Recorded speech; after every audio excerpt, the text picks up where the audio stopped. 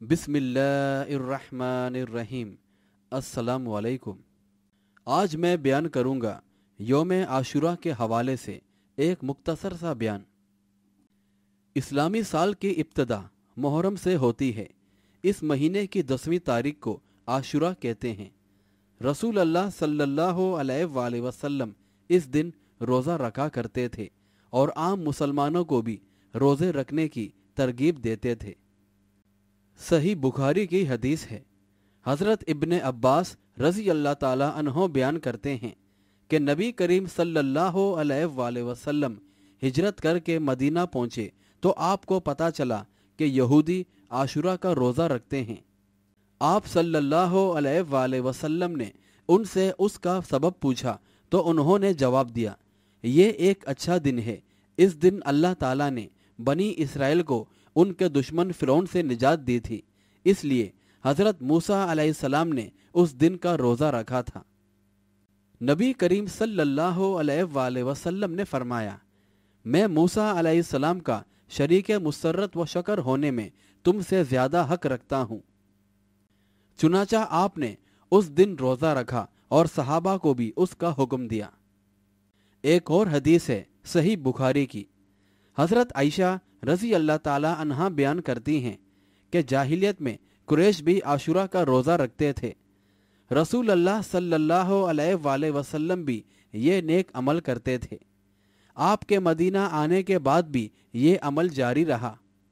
रमज़ान के रोज़ों की फ़र्जियत के बाद आपने उसको इख्तियारी अमल करार दिया और फरमाया, जिसका जी चाहे उस दिन का रोज़ा रखे और जिसका जी चाहे ना रखे।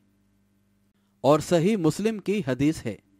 हज़रत अब्दुल्ला बिन अब्बास रज़ी अल्लाह ताला अन्हो बयान करते हैं कि रसूल अल्लाह सल्लल्लाहु अलैहि वसल्लम ने आशुरा का रोज़ा रखा और दूसरों को भी उसकी तलकीन फरमाई तो सहाबा ने अर्ज़ की, ए अल्लाह के रसूल, इस दिन की ताज़ीम तो यहूद व नसारा करते हैं।